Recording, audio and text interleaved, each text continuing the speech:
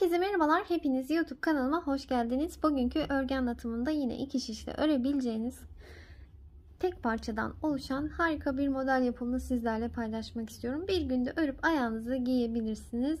Gerçekten çok güzel babet patik formunda bir model olacak. Gerekli malzemelerim hem gri hem de pembe renk patiklik ip kullandım. 3 mm şişlerim var. Şimdi örgümüze başlayalım. Öncelikle pembe rengimle başlıyorum. Ben ipimi boynuma takarak örüyorum. Sizler nasıl örüyorsanız o şekilde başlayabilirsiniz. Atacağım ilmek miktarında ipimi bu şekilde bıraktım. 22 ilmek atarak başlıyorum. Şöyle ilmeklerimi böyle atıyorum.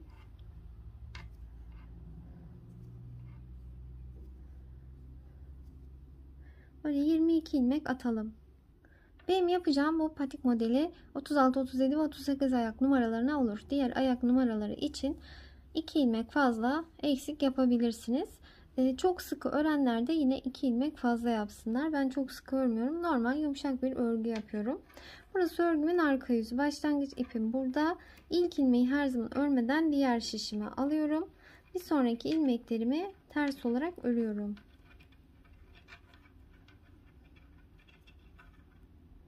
Böyle son bir ilmek kalana kadar ters olarak örelim. Son ilmeğime geldim. Son ilmeği her zaman düz örüyorum. Bunu düz ördüm. Örgümün arka yüzüydü burası. Şimdi örgümün ön yüzüne geçiyorum. Başlangıç ipim burada. Burası örgünün ön yüzü oluyor. Yine her zamanki gibi ilk ilmeği örmeden alıp son ilmeği düz öreceğim. Kenarlar daha düzgün ortaya çıkıyor bu şekilde. Ortadaki ilmekleri ters olarak örüyorum. İlmekleri ben örgünün ön yüzünde ve arka yüzünde ters olarak örüyorum. Ve haroşa örgüyü bu şekilde oluşturuyorum. Şu an örgümün ön yüzünde bir diş haroşa sırası oluşturdum bakın. Böyle ilmekleri örgünün arka yüzünde ve ön yüzünde ters olarak örelim. Haroşa sıralarını oluşturalım. Toplamda 28 diş haroşa sırası örelim. Örgünün ön yüzünden böyle 28. sırayı bitirdikten sonra arka yüzde bekleyelim. Farklı bir renge geçiş yapacağız. Evet, haroşa sıralarımı tamamladım ben. 28 diş haroşa sırası ördüm. 28. sırayı örgünün ön yüzünden ördükten sonra arka yüzüne geçtiğimde gri rengimi alıyorum. Bunu bu şekilde bağlıyorum. Pembe rengimi kesiyorum. Şimdi gri rengimle devam edeceğim. Örgümün arka yüzünde renk geçişi yapacağım. İlk ilmekleri renk geçişlerinde örüyorum. Böyle ilmekleri ters olarak örelim.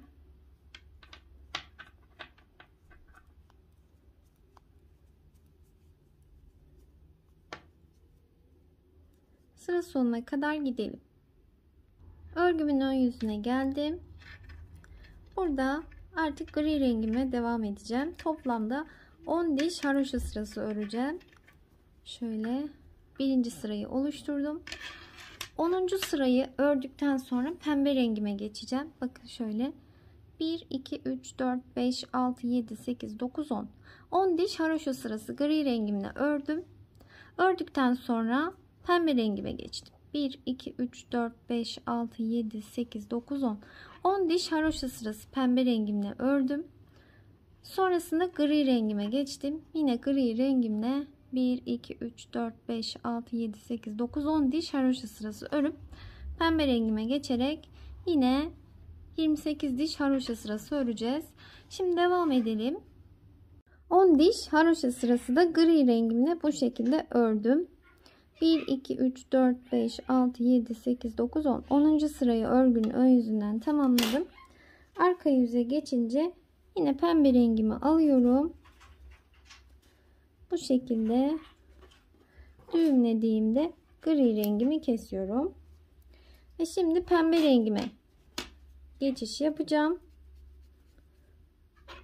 Örgümün arka yüzündeyim.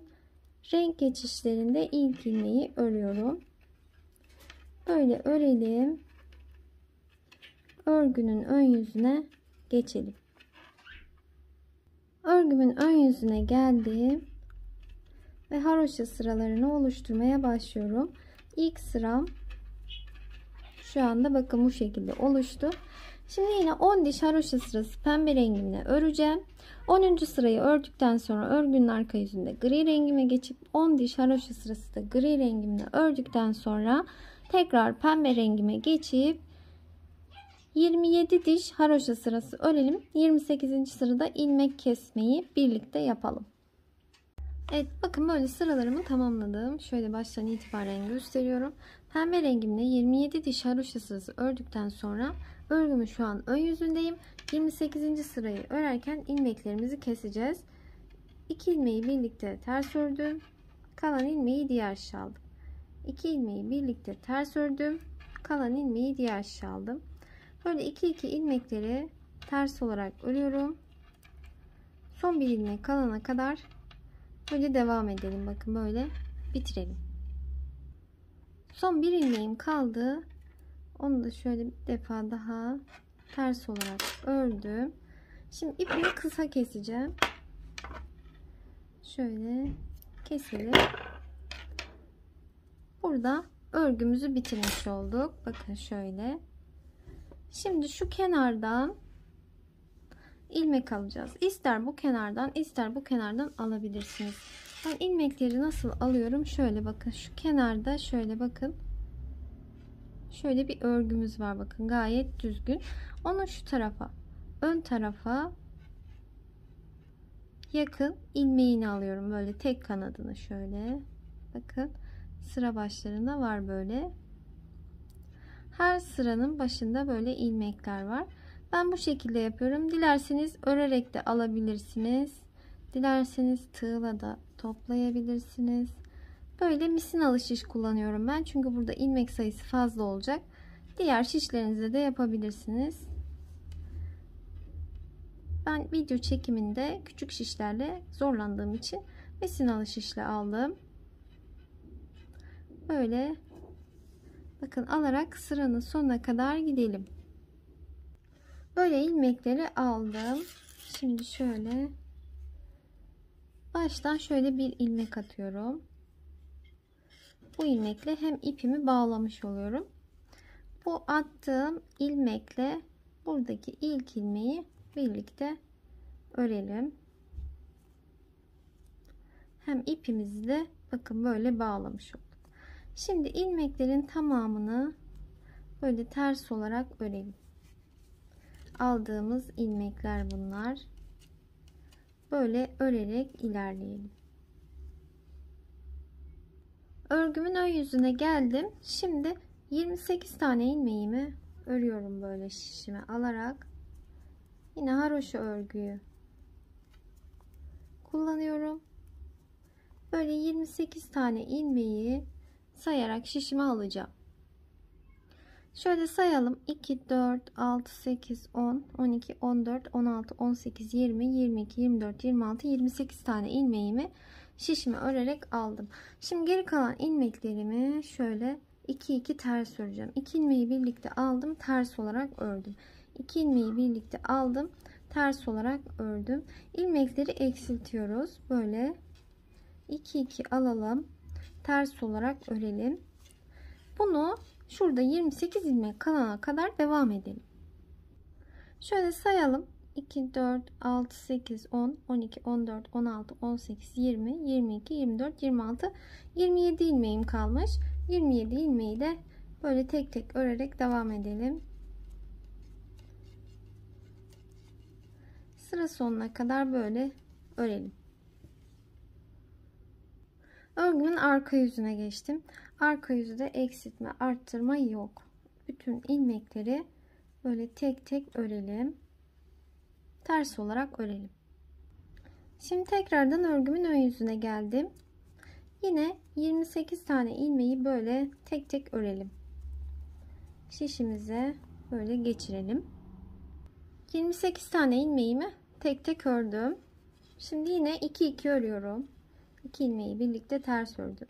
2 ilmeği birlikte ters ördüm. 2 ilmeği birlikte ters ördüm. 2 ilmeği birlikte ters ördüm.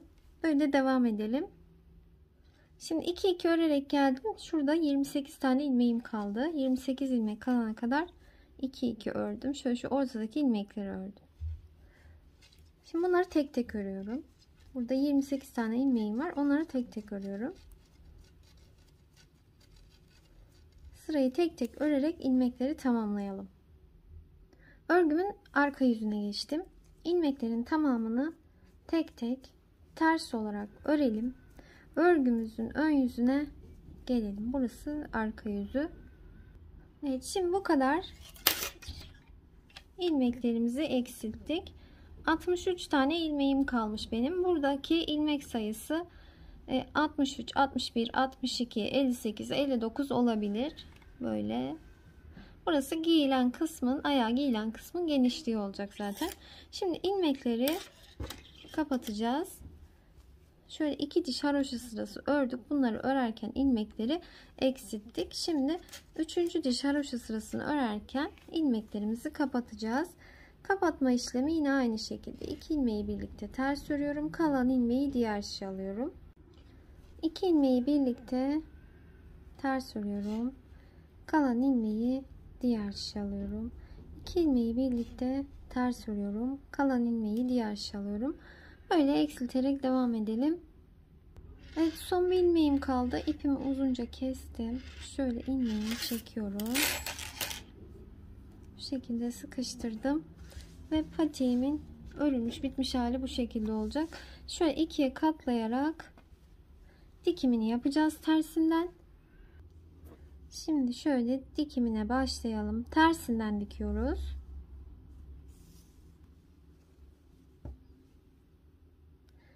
İç taraftaki ilmekleri karşılıklı alarak dikiyorum ben.